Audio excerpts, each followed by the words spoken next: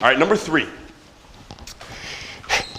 You need to become an elephant eater. All right, we need to become an elephant eater. What this means for you as a power speaker is no skeletons. All right, no skeletons. What I mean by that is you share it all and you leave it all on the floor, on the stage, on camera. You don't hold anything back. It is like, I'll give you an example in a second, but just understand, it is the skeletons in the closet that you don't want to share that are actually the gold. The skeletons are the gold. All right, because they've heard all the rah-rahs, they've heard the good principles, they've heard the good sayings, I'm the 5 of the people I hang around, I fucking get it, right? They've heard all that shit. What they haven't heard is how I don't know, your mom was addicted to pills when you were 11 and you were the one who had to take care of her and your brothers and sisters, and what that was like. That's unique to you. And that's the shit you don't want to share. Why don't you want to share that? Because you have shame about it, and you have guilt about it, and you have all these negative emotions about it. Guess what? The audience gets to become your therapy. But actually sharing that shit with them, it actually makes it cool for you to talk about it now. It actually can be very therapeutic. Don't share the stuff publicly until you can control your emotions on stage. That's really important. Like, you may need to talk with people privately first and practice it a couple times. Like, you don't want to just start losing control of your emotions on stage. So you want to get it down a little bit before. But once you're even at like a baseline with it, that's when you start talking about it. Does that make sense? Yeah. I'll give you a couple of examples. So there was a guy who ran for mayor in Cleveland in the 1970s. All right, I don't remember his name, but he was going to be the first black mayor ever elected, right, in Cleveland. And this was like a big thing back then. And what do you think the elephant in the room when he was running in his campaign was? He's black. I like how people whisper, he's black, right? There's nothing race, he's black, right? That's fine. That was the thing though. He's the first black mayor in Cleveland, right? So how did he do it? How was he gonna run? Because that's like a big deal back then. Here's what he did. He took out a full-page newspaper ad, and in the headline, big bold letters, said, "Don't vote for a Negro." Do you think they got attention? Yeah, because that's the headline, "Don't vote for a Negro." And then it said, "Vote for a family man. Vote for a man who's fought for Cleveland for 24 years. Vote for Carl," whatever his name was. And he won that election. It's a great copy.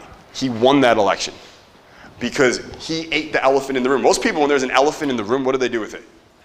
They ignore it. They pretend it's not there. What happens when you ignore it and pretend it's not there? It grows. Yeah, it grows. Much, much better to just be the one who goes first, stands up, and eats the elephant for everybody else. People respect you, they appreciate it, and you really, you garner a ton of respect when you do that from your audience. So, a lot of you have seen, you all saw at the summit, right, when I was pitching my mastermind a couple years ago, and the fire alarms went off, right? What's the elephant in the room in that moment? Yeah, you think? Fucking fire alarms going off incessantly. And not just one. It would stop, and I'd start again, and then it would go off. Like, this happened like 4 times at the crescendo of the pitch. Some other speakers would have, they would have tried to ignore that, or just been like, everyone just wait until it's done and relax or something. Would they have been eating the elephant in the room if they had done that? No. And then does the audience judge you for that? Yeah, they don't go, wow, what a douche. Couldn't figure out how to eat that elephant. Like, no one's saying that, but they're not walking away even more enamored or admiring you even more, right? Like, when I pitched that thing, the fire alarms went off, that was our highest close rate ever, still to this day. So now, I hope for fire alarms when I sell, right? How did I eat the elephant that time? Right? I used the technique called utilization. Everyone write that down. Utilization. Utilization. It means that whatever is happening in the environment, whether expected or unexpected, you find a way to utilize it for your purposes. So I'm pitching away, and the fire alarm goes off. Is that something happening in the environment, yes or no? Yes. Yes. Is it expected or unexpected? It's definitely unexpected. It's one of those, right? I have to find a way to use this. I remember being up there thinking to myself, like, they're all watching right now. They're waiting to see what I'm doing because whose house is it? It's my house, right? Imagine you're a guest at someone else's house and their fire alarm goes off. Do you get up and run or do you wait to see what they do? You wait to see what they do, right? So I know they're all looking for me what to do. And I'm just going in my brain real quick. Literally the only question I'm asking is, how do I use this? That's the utilization question. How do I use this? Right? How do I use this? And I didn't have an answer. I had no answer come to my brain. I couldn't think of anything. So you know what I started doing? I just started saying some shit. I just started talking. And a lot of times, like, I doubt any of you will ever have an experience like that in your life, fortunately, right? I wish that you will because it's awesome. I mean, I can tell the story now, but I don't think you'll ever have anything that crazy. You might have different stuff, though. You may have someone in the audience stand up and heckle you. Who here has a fear of that? He's like, I didn't know I did. I do now, though. Yeah. I'll show you how to use that. That's easy, right? But you have to learn how to utilize anything. The lights could go out. The power could go out. The slides might not work, right? You have to find a way to use all of this stuff. So fire alarm goes off. How do I use this? I have no fucking idea. Let me just start talking. And I started saying, the first thing I said was, you know what? I'm glad that's happening, right? I'm glad the fire alarm's going off right now. Everyone started laughing. Right? And I'm like, no, seriously, like I am glad the fire alarm is going off right now because and then I started thinking utilization, right? And I started saying it's a sign, right? It's an important sign right now because what you're about to do is a big fucking deal, like a fire alarm, right? It's like a signal that something big is about to happen, right? So as you open up that form, that's kind of good, right? I thought it was kind of good. And they start going through the form and I think we're gonna go. And then it goes off again. And it interrupted me again. And I'm like, fucking asshole, right? Yeah. And then I went deeper. And the skeletons that were there came out. Because the whole it's a sign, that was like a persuasion technique. There wasn't heart behind that. But then I was like, I got mad. And anger is not a bad emotion to feel on stage. You can channel that. You can use that. And I got fucking angry at the alarm, at all this shit. I'm like, no, fuck this. I was like, you know what? Every time I try to go up with my income, 6 to 7, 7 to multiple 7, 7 to 8, I get more bullshit. Every fucking time. I think it's gonna be easy, it's not. I think it's gonna be easier, it's not. I think I've it figured out, I don't. It gets harder every single time. So like, and then it went off again and I was like, all right, whatever, bring it on. Right, like bring it. Like I don't care. You will not fucking stop me. Like nothing will ever fucking stop me and nothing will ever fucking stop you. And then what do you think the audience said?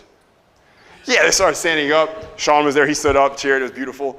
Yeah, right? And then thing went off, and then I was like, all right, great. Enter your credit card info, right? Like, that's becoming the elephant eater, right? Like I ate the elephant in the room, I had to. So if you have someone heckling you, there's a couple ways you can deal with it. One, the fastest way to turn a heckler into your friend is to actually ask them for a favor. This is what comedians and magicians do. If they're not gonna, like more so magicians, comedians usually are just have canned responses. But a magician, if they get a heckler, they'll say, you know what, actually I need help from someone in the audience. You, sir, yeah, I mean, I know you can talk. Yeah, let's bring him up here. Everyone make him feel good. And they clap him up, and now he comes up on stage, and he's not gonna be a dick on stage. It's like the person who hates on you on Twitter, when you meet them in person, they don't say shit, right? It's the same thing. In the audience, when they're anonymous, they're happy to talk shit. When they're in front of everyone, suddenly they're not as big as they were, right? So that can be a really good thing to do. You ask them for a favor, right? The other thing you can do is if they actually start talking shit, you just go to the rest of the audience and you turn the whole audience against them.